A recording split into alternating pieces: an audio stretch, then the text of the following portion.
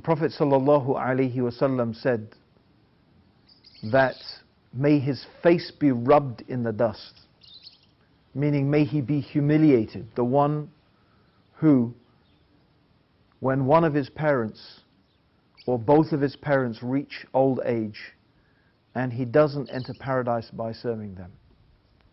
In another instant, a young man came to the Prophet ﷺ enthusiastic to join the fight, the battle that was about to ensue. And he said to the Prophet, he said that, I left my mother crying. And the Prophet said to him, go back and don't come back until you leave her laughing. In another instance, similarly, another young man came wanting to participate in the struggle with the Prophet and his companions against those gathered enemies and forces who were trying to wipe out the Muslims. And there he was, ready to defend his deen. And the Prophet ﷺ said to this young man, do you have a mother? He said, yes. He said, go back and serve her. That is better for you. So my dear brothers and sisters, reflecting upon these noble sayings of our blessed Prophet Muhammad ﷺ, I decided to stay here to spend some time with my mother after the recent death of my father. Now, the death of my father is something that I would like to share with you, and the remarkable story of how, alhamdulillah, just 10 days before he died, Allah subhanahu wa ta'ala blessed him to make the shahada, the testimony of faith, on his lips. In fact, not only once that happened 10 days before he died, but 3 or 4 days before he died, I spent half an hour with my father in the hospital, half an hour going over with him again and again and again the testimony of faith. There is no God, there is nothing worthy of worship except Allah, and that Muhammad sallallahu alayhi wasallam is his messenger. And there is a really great lesson in my father and his shahada for all of us, because calling the world back to Allah, of course, is all about da'wah. It's all about calling those people who are not yet Muslim to Islam. But our duty, brothers and sisters, as we do emphasize, is not to convert anyone. In fact, Allah did not ask us to make people Muslim. Allah told us to pass on the message. بِالْحِكْمَةِ وَالْمَوْعِظَةِ الْحَسَنَةِ وَجَدِلْهُمْ بِالَّتِي هِيَ أَحْسَنُ, with wisdom and a beautiful exhortation, a good admonition, and to debate and argue and discuss with them in the ways that are best. And so that's our duty. We are givers, we are the ones who bring warning of a terrible punishment, the hellfire. And indeed, not only is the punishment consigned to the next life, there is in reality a punishment and humiliation in this life as well for those who reject Allah. And our duty is to warn people about that reality. But our duty is also to bring the good news, bashiran, the good news, my brothers and sisters, of the beauty of Islam, the peace, the tranquility, the happiness, the joy that Islam brings to the heart, and of course the delight and the beauty of paradise that is waiting for those who follow Allah's guidance and accept His ways. So our duty is to convey the message, to pass the message, to explain to the people in the best way that we can. Guidance is in the hands of Allah subhanahu wa ta'ala. Allah is the one who guides. He guides whom He wills, and He knows best who is worthy of guidance. I'll be honest with you, brothers and sisters. I really never thought that my father would take shahada. I mean, for me, my father was a fantastic man. I have to say, he as a father, he was amazing. Anyone who met him, he was a real outstanding personality, and no one could describe him as a bad person or a particularly saintly person. He was what he was. But in many ways, throughout the years, the 23 plus years that I've been Muslim, and throughout those years, I have done many, many things to invite my father to Islam. Subhanallah, when I first started practicing Islam, of course, I talked to him. I wrote him letters. I wrote him long letters. I gave him books to read. Subhanallah, whatever I could do. And when I'd exhausted the realms of possibilities in terms of giving him materials and talking to him, I just decided that I should restrict myself to giving the best example that I possibly could of how Islam should be, of how Islam should be lived, of how Islam teaches me to respect him as a parent.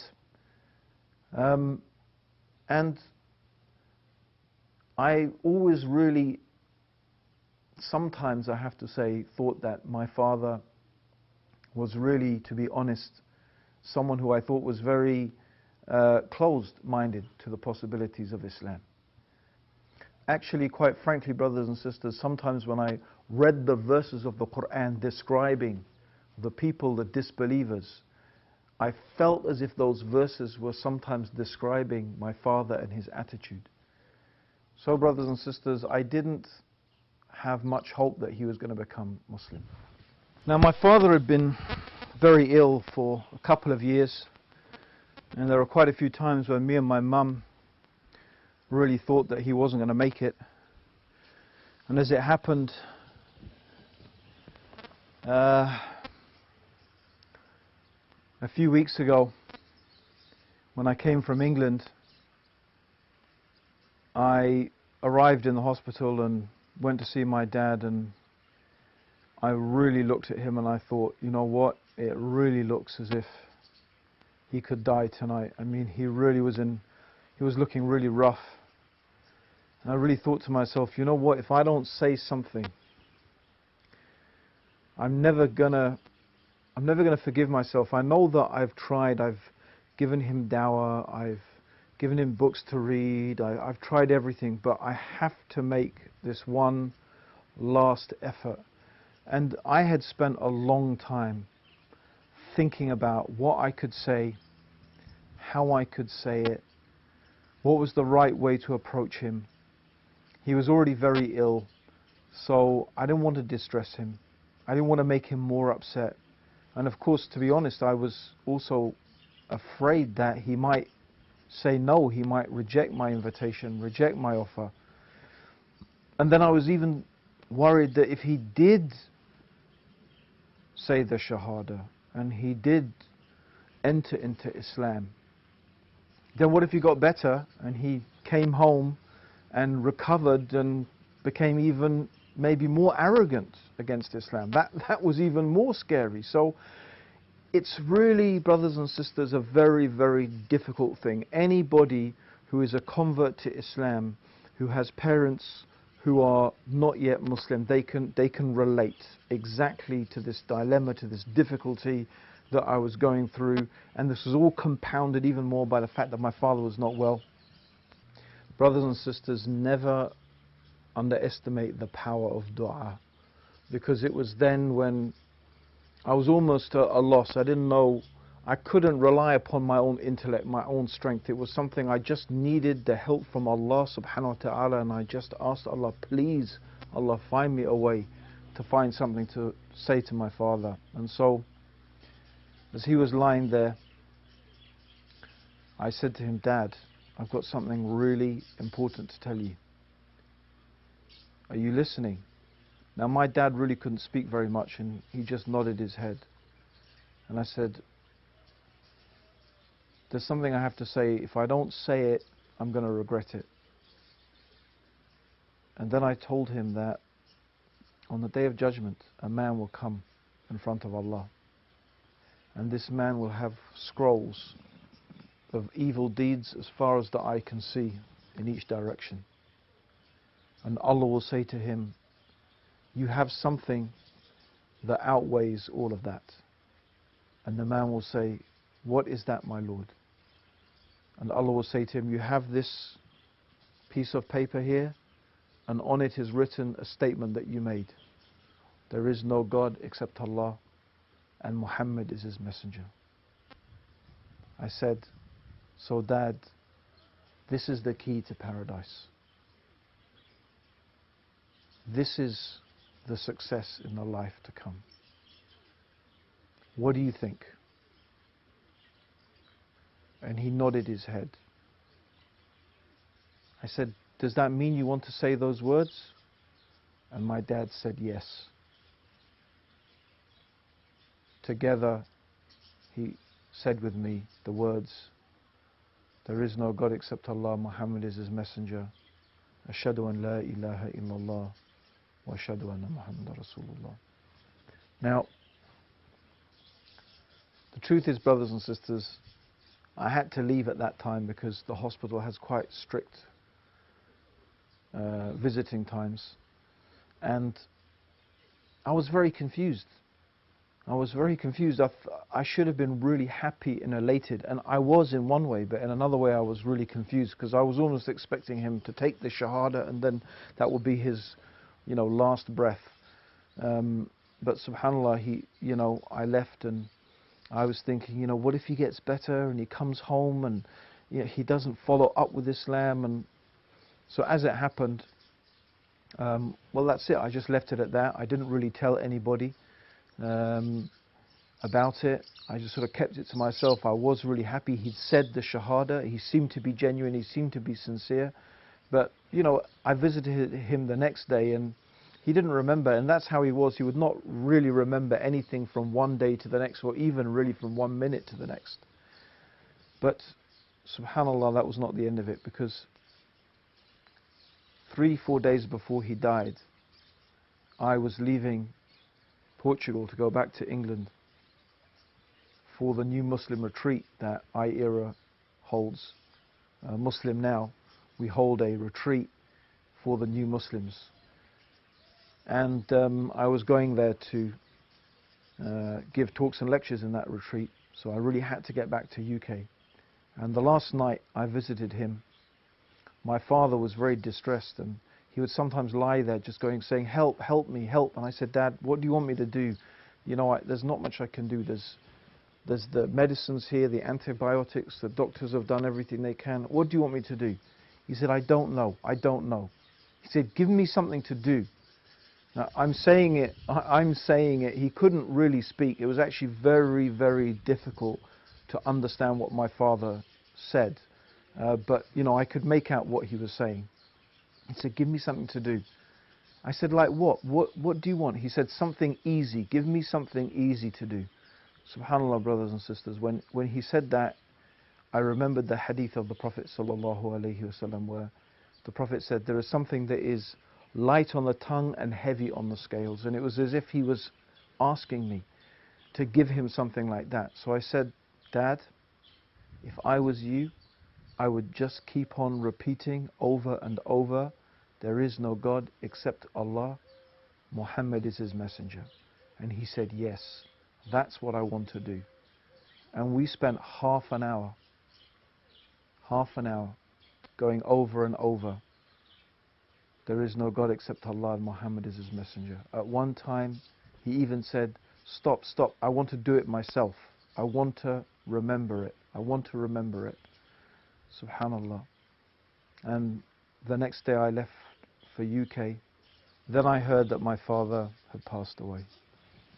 Right now, brothers and sisters, I'd like us all to reflect deeply upon the lessons from the story of my father. And for me, the lesson that I have learned and that I would like to pass on to you is really about patience and perseverance. Many times, brothers and sisters, and even what we teach in IERA in our one-day Dawah training courses is often very much based upon the idea that we have a conversation with someone and we try to get them to take Shahada right there on the spot.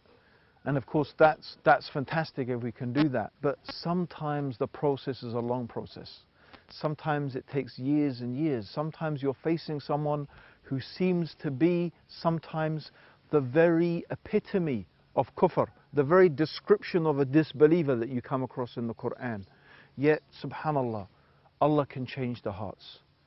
And often our job, brothers and sisters, is to plant the seeds. And it may seem right now to many of you that you live in a hostile environment, that you're surrounded by people, by society that have a very negative perception of Islam, and it seems so hard to get the message of Islam across to them. But brothers and sisters, you need to have patience. You need to persevere. You need to realize and understand that honestly, if Allah can guide my father to Islam and he can die with the testimony of faith on his lips, it's possible for anybody to become Muslim. We should always have hope.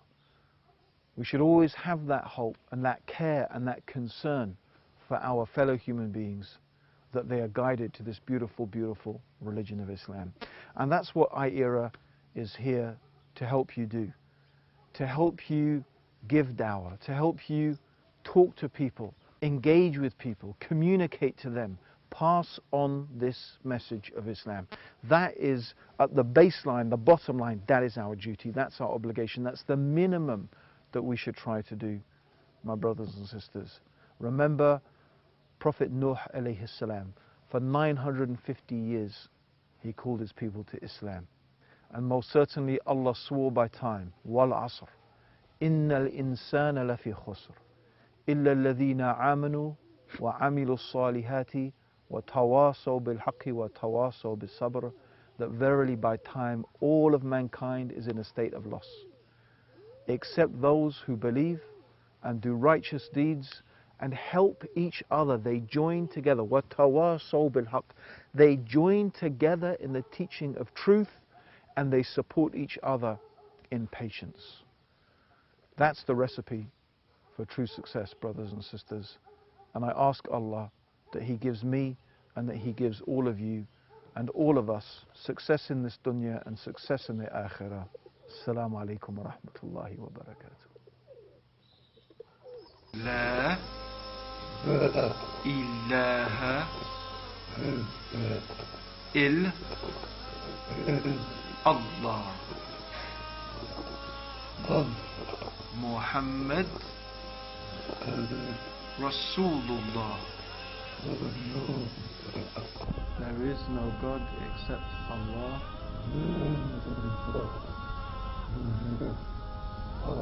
Muhammad is his messenger.